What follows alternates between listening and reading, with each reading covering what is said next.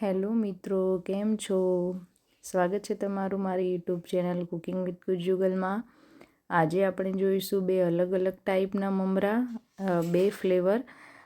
એક છે લસણિયા અને બીજા છે પાણીપુરી ફ્લેવરના.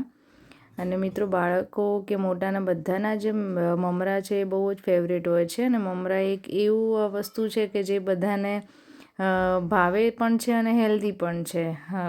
કેમ કે આપણને ઓલવેઝ અનહેલ્ધી વધારે ભાવતું હોય છે, પણ મમરા જ એક એવી વસ્તુ છે કે આપણને ભાવે પણ છે અને આપણા માટે હેલ્ધી છે, આપણા બોડી માટે, અને પચવામાં બી હલકા છે. તો ચલો શરૂ કરીએ. આજે આપણે સૌથી પહેલાં આપણે મમરાને આ રીતે ચાળી અને સાફ કરી લઈશું અને એને એકદમ ધીમા તાપે થોડા રોસ્ટ કરી લઈશું. જો તમે એને તડકે તપાડી લો તો પણ ચાલે, પણ ધીમા ગેસ પર આ રીતે એને રોસ્ટ કરી લો તો થોડાક એ હવાયેલા કેવા હોય મમરા તો એકદમ સરસ ક્રન્ચી થઈ જાય.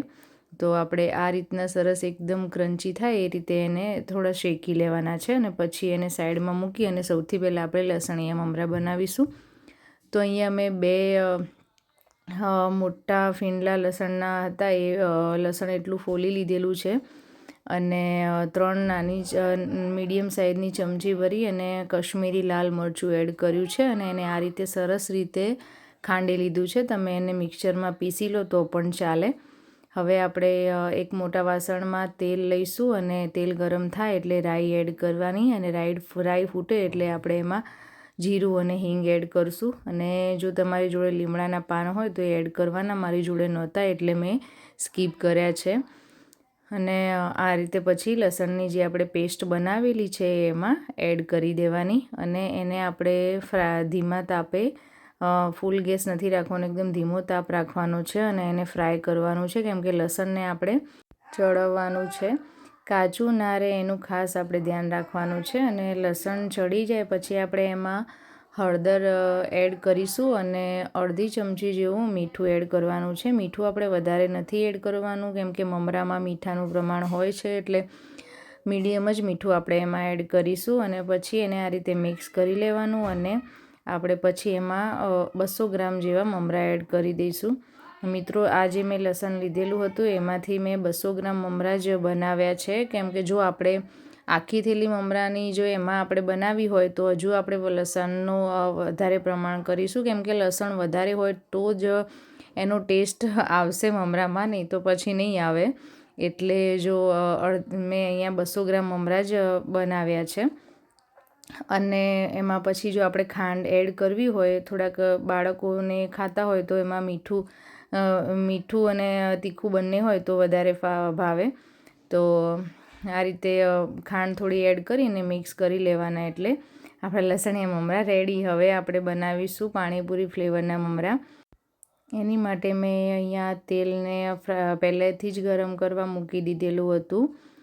તેલ મીડિયમ ગરમ થાય એટલે આપણે સિંગદાણા એમાં તળી લઈએ તો ચાલે. એટલે પહેલાં સિંગદાણા આપણે એડ કરી દેવાના છે અને આ રીતે જારામાં જ એડ કરવાના, એટલે સરસ રીતે આપણે એને ફ્રાય કરી લઈએ. અને ફ્રાય થઈ જાય એટલે આ રીતે પછી એને અલગથી પ્લેટમાં કાઢી લઈશું. અને હવે આપણે એમાં એડ કરીશું મેઇન ઇન્ગ્રીડિયન્ટ્સ ફુદીનો. અહીંયા મેં એક મોટી વાટકી જેટલો લીધેલો છે. એમાંથી પણ આપણે 200 ગ્રામ મમરા બનાવીશું. તો ફુદીનાને આપણે પહેલાં આ રીતે સરસ રીતે ફ્રાય કરી લેવાનો છે. ફ્રાય કરી લઈશું એટલે થોડી ધીમા તાપે કરવાનો, એટલે થોડી વારમાં એ સરસ આ રીતે ક્રન્ચી થઈ જશે. એનું બધું જ જે પાણીનું પ્રમાણ છે એ બળી જશે. અને આ રીતનો ફુદીનો થઈ જાય એટલે આપણે એને પણ અલગથી પ્લેટમાં કાઢી લેવાનો છે. અને હવે આપણે એમાં એડ કરીશું લીલા ધાણા. લીલા ધાણા જો મિત્રો તમારી જોડે આખા હોય તો એમાંથી આખા જ પાન એડ કરવાના. પાન તોડી અને જે આપણે કટિંગ કર્યા વગરનું જે ધાણા હોય એ જ એડ કરવાના. મારે અહીંયા કટિંગ કરેલા હતા, વાટકીમાં ફ્રીજમાં મૂકેલા, એ મેં એડ કર્યા છે. કેમ કે જે દાંડી સાથે આપણે કટ કરેલા હોય તો દાંડીમાં પાણીનું પ્રમાણ વધારે હોય, એટલા માટે જો એકલા પાન આપણે ધાણાના એડ કરીશું તો વધારે સારું. એને પણ સેમ એ રીતે આપણે ફ્રાય કરી લેવાના અને પછી એને પણ અલગ કાઢી, અને અહીંયા મેં 2 થી 3 તીખા લીલા મરચાં લીધા છે, એને પણ મેં ફ્રાય કરી લીધા છે. અને એ પણ થોડી વાર માટે ફ્રાય થઈ જાય એટલે એને પણ આપણે અલગ કાઢી લઈશું.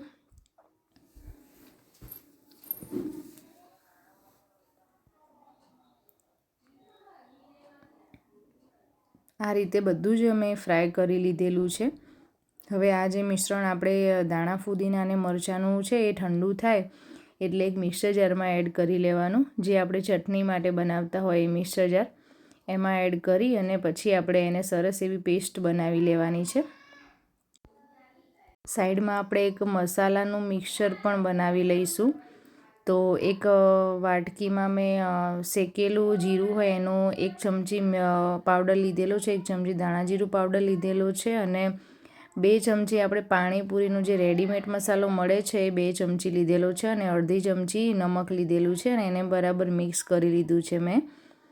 હવે આપણે અહીંયા રીતે જે વઘાર દાળ માટે વઘાર્યું યુઝ કરતા હોય એમાં તેલ ગરમ કરવા મૂકી અને તેલ થોડું ગરમ થાય એટલે જે આપણે પેલી પેસ્ટ બનાવી છે ફુદીના ધાણા અને મરચાંની એને આપણે સાતળી લેવાની છે. મિત્રો ખાસ આપણે એમાં પાણી એડ કર્યા વગર જ આ પેસ્ટ બનાવવાની છે, કેમ કે આપણે એને ઓઇલમાં ફ્રાય એટલા માટે જ કર્યું હતું કે એમાંથી જે પાણીનું પ્રમાણ હોય એ બળી જાય.